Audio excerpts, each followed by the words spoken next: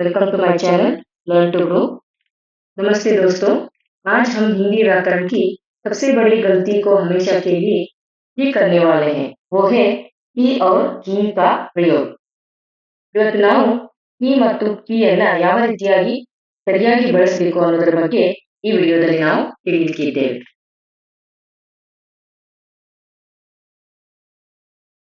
यहाँ पर अब आप देखेंगे तो देखिए इस वाक्य को मुझे पता है यह राम डैश किताब है। इन दोनों खाली जगहों पर क्या आएगा, की या की? क्या आप जानते हैं सही उत्तर? तो इस वीडियो के अंत तक आप एकदम सही जवाब दे पाएंगे। चलिए शुरू करते हैं। ಇಲ್ಲಿ ಕೀ ಮತ್ತು ಕೀ ಯಾವ ಸ್ಥಾನದಲ್ಲಿ ಯಾವ ಕೀಯನ್ನು ಬಳಸಬೇಕು ಅನ್ನೋದ್ರ ಬಗ್ಗೆ ನಾವಿಲ್ಲಿ ತಿಳ್ಕೊಳ್ತಾ ಇದ್ದೇವೆ।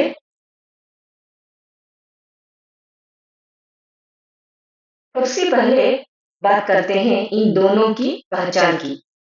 ಮೊಟ್ಟ ಮೊದಲಿಗೆ ಇದರ ಪರಿಚಯವನ್ನು ನಾವು ಮಾಡಿಕೊಳ್ತಾ ಇದ್ದೇವೆ। छोटी ई वाली, यहाँ पर छोटी ई, एक छोटी ई वाली यह है एक योजक। योजक यानी द ब्रिज। ಈ ಸಣ್ಣ ಕೀ ಅನ್ನುವಂಥದ್ದು ಒಂದು ಬ್ರಿಡ್ಜಿನ ಹಾಗೆ ಕೆಲಸವನ್ನ ನಿರ್ವಹಿಸುತ್ತೆ। यह दो अलग अलग वाक्यों को आपस में जोड़ता है। ಇದು ಎರಡು ಬೇರೆ ಬೇರೆ ವಾಕ್ಯಗಳನ್ನ ಪರಸ್ಪರ ಜೋಡಿಸುವಂತಹ ಕೆಲಸವನ್ನ ಇದು ಮಾಡುತ್ತೆ। ಅದೇ ರೀತಿಯಾಗಿ ये जो की जो बड़ी ई है ये क्या है, ये संबंध। यह दो शब्दों, यहाँ पर संज्ञा भी हो सकते हैं या फिर सर्वनाम भी, उनके बीच के अधिकार या संबंध स्थापित करने का काम यह करता है। जैसे कि यहाँ पर देखिए की योजक की तरह काम करता है और की एक चैन की तरह, संबंध की तरह वह काम करता है। याद में रखिए, पुल जोड़ता है वाक्य को और जंजीर जोड़ती है शब्दों को। पुल जोड़ता है वाक्य को और जंजीर जोड़ती है शब्द को। आगे बढ़ते हैं। यहाँ पर की, जैसे मैंने कहा एक पुल है, ಒಂದು ಸೇತುವೆ ತರ ಇದು ಕೆಲಸ ಮಾಡುತ್ತೆ। यहाँ पर आप लोग देखेंगे कि मुख्य वाक्य और की के साथ एक आश्रित वाक्य यहाँ पर काम करता है। जैसे कि अंग्रेजी में अगर आप जानते हैं कि दैट, उसकी तरह ये काम करता है। उदाहरण के लिए, मैं जानता हूं कि तुम सच्चे हो। मैं जानता हूं कि तुम सच्चे हो। यहाँ पर ये दोनों वाक्यों को मिलाने का काम यह की करता है। तो यहाँ पर क्या है, एक मुख्य वाक्य है और दूसरा है आश्रित वाक्य। I know that you are truthful, कुछ इस तरह से ये काम करता है। अब की पहचान यहाँ पर एक ट्रिक के साथ भी हम लगा सकते हैं। एक बहुत ही जरूरी ट्रिक है। की से ठीक पहले अक्सर एक क्रिया आती है। की ठीक पहले एक क्रिया आती है, जहां जैसे कि उसने कहा कि, मैंने सोचा कि, रमेश ने बताया कि, अध्यापिका जानती थी कि।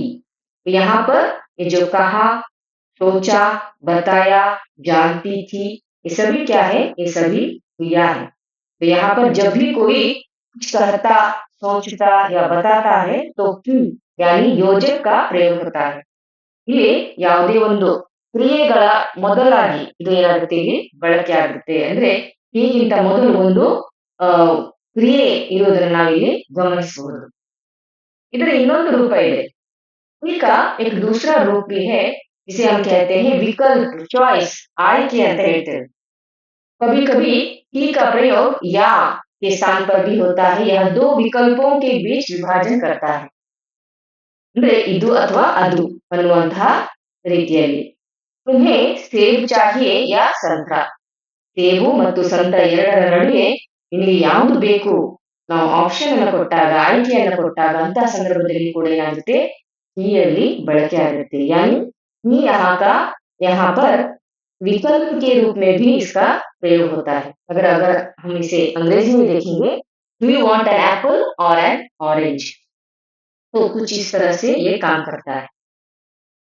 अब यहाँ पर आगे बढ़ते हैं कि की जो बड़ी की है, जैसे कि हमने कहा, पहले भी कहा है, ये अधिकार और संबंध के बारे में बोलता है।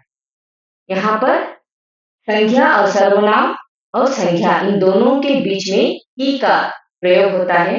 जैसे अंग्रेजी के अगर हम कहेंगे तो ऑफ या यस के समान ये कुछ काम करता है। जैसे कि राम की किताब, राम की किताब, यहाँ पर दोनों ही संज्ञा है।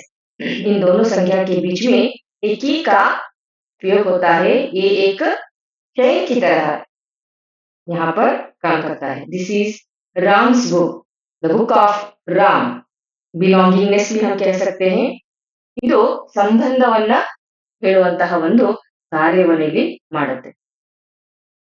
और की का और एक रहस्य है, ये क्या है, की के एकदम बाद आने वाला शब्द हमेशा स्त्रीलिंग होता है। ಅಂದ್ರೆ ಇಲ್ಲಿ ಯಾವಾಗ್ಲೂ ಈ ನಂತರ ಬರುವಂತಹ ಶಬ್ದಗಳೇನಾಗಿರ್ತಾವೆ, ಇವು स्त्रीलिंगಗಳಾಗಿರ್ತಾವೆ। जैसे कि ताले की चाबी, यहाँ पर जो चाबी है ये स्त्रीलिंग है। मौसम की मार, यहाँ पर मार स्त्रीलिंग है। जनता की आवाज, आवाज स्त्रीलिंग है। बच्चों की कहानी, यहाँ पर कहानी भी स्त्रीलिंग है। तो इस तरह ही के एकदम बाद, ही के एकदम बाद हमेशा ही स्त्रीलिंग होता है। ये भी हमें याद में रखना है। और इसका और एक रूप भी है, जैसे कि जब ही खुद एक क्रिया बन जाए, जब वाक्य के अंत में प्रयोग हो, तो यह करना का ಭೂತಕಾಲ ರೂಪ होता है। जैसे कि ಯಾವುದೋ ಒಂದು ಕಾರ್ಯ ಈಗಾಗಲೇ ಆಗಿ ಹೋಗಿದೆ, ಅದರ ಒಂದು ಭೂತ ಕಾಲದ ರೂಪವನ್ನಾಗಿ ಇದನ್ನು ನಾವು ಬಳಸ್ತೇವೆ। मैंने कल अपनी सहेली से बात की, मैंने कल ನಾನು ನಿನ್ನೆ ನನ್ನ ಗೆಳತಿಯೊಟ್ಟಿಗೆ ಮಾತನಾಡಿದೆ। यहाँ पर एक क्या है, भूतकाल। जो करना है, जो काम है वो मैं कर चुकी हूँ, वो करना है, उसका भूतकाल के रूप में भी की का इस्तेमाल होता है। और छोटी की कभी कभी वाक्य के बिल्कुल अंत में कभी नहीं आती। आपको ये भी याद में रखना है कि छोटी की है ना, वो कभी भी वाक्य के बिल्कुल अंत में नहीं आती। ಈ ಸಣ್ಣ ಕೀ ಯಾವುದೇ ಕಾರಣಕ್ಕೂ ಕೂಡ ವಾಕ್ಯದ ಅಂತ್ಯದಲ್ಲಿ, ಆ ವಾಕ್ಯದ ಕೊನೆಯಲ್ಲಿ ಯಾವತ್ತೂ ಕೂಡ ಇದು ಬಳಕೆ ಆಗುವುದಿಲ್ಲ। ಒಂದು ವೇಳೆ ವಾಕ್ಯ ಸಮಾಪ್ತಗೊಳ್ತಾ ಇದೆ ಅಂತ ಹೇಳಿದ್ರೆ ಅಲ್ಲಿ ಯಾವಾಗ್ಲೂ ಏನಾಗಿರುತ್ತೆ, ದೊಡ್ಡ ಕೀಯನ್ನೇ ಬಳಸ್ತೇವೆ। अगर वाक्य समाप्त हो रहा है तो हमेशा बड़ी की ही हमें लगाना जरूरी है। अगर हम इन दोनों को एक तुलनात्मक विश्लेषण से अगर हम देखेंगे, कंपैरिजन देखेंगे, तो आपको ये यहाँ पर देख सकते हैं कि क्या है, जो की है वो छोटी ई है और जो की है वो बड़ी ई है। यहाँ पर छोटी की वो वाक्यों को जोड़ता है एक योजक की तरह, और जो बड़ी की है वो शब्दों में संबंध बताता है, संबंध के बारे में ये बताता है। ये अंग्रेजी के दैट और के समान काम करता है, और ऑफ और यस के समान ये काम करती है। इससे पहले अक्सर एक क्रिया आती है। ही के पहले हमेशा क्या आता है, एक क्रिया आती है। जैसे सोचता, मैंने पिछली जो स्लाइड में दिखाया वैसा ही आता है। और यहाँ पर जो बड़ी की है, यहाँ पर ये अक्सर संज्ञा और सर्वनाम होता है। यानी बड़ी की के बाद में संज्ञा सर्वनाम हमेशा ही आते हैं पहले। तो यहाँ पर, और अगर बाद में अगर हम देखेंगे तो एक नया आश्रित वाक्य शुरू होता है। यहाँ पर जैसे कि दो वाक्य में एक वाक्य मुख्य वाक्य होता है और दूसरा वाक्य आश्रित होता है। एक नया वाक्य यानी छोटी की के बाद एक नया आश्रित वाक्य शुरू होता है। ಸಣ್ಣ ಕೀಯ ನಂತರ ಒಂದು ಆಶ್ರಿತ ವಾಕ್ಯ, ಒಂದು ಉಪವಾಕ್ಯ ಅಲ್ಲಿ ಪ್ರಾರಂಭಗೊಳ್ಳುತ್ತೆ। ಹಾಗೆ ಇಲ್ಲಿ ದೊಡ್ಡ ಕೀ ಅಂತ ಏನ್ ಹೇಳ್ತೇವೆ, ಬಡಿ ಕೀ ಅಂತ ಏನ್ ಹೇಳ್ತೇವೆ, ಇದರ ನಂತರ ಒಂದು ಸ್ತ್ರೀಲಿಂಗ ಶಬ್ದ ಏನಾಗುತ್ತೆ, ನಾವು ಬಳಕೆಯನ್ನ ಮಾಡ್ತೇವೆ। कभी भी छोटी की वाक्य के अंत में कभी भी नहीं आता, ವಾಕ್ಯದ ಕೊನೆಯಲ್ಲಿ ಯಾವತ್ತೂ ಕೂಡ ಸಣ್ಣ ಕೀ ಬರುವುದಿಲ್ಲ। ಹಾಗೆ पहला यानी क्रिया के भूतकाल के रूप में ही का उपयोग होता है और ये वाक्य के अंत में आता है।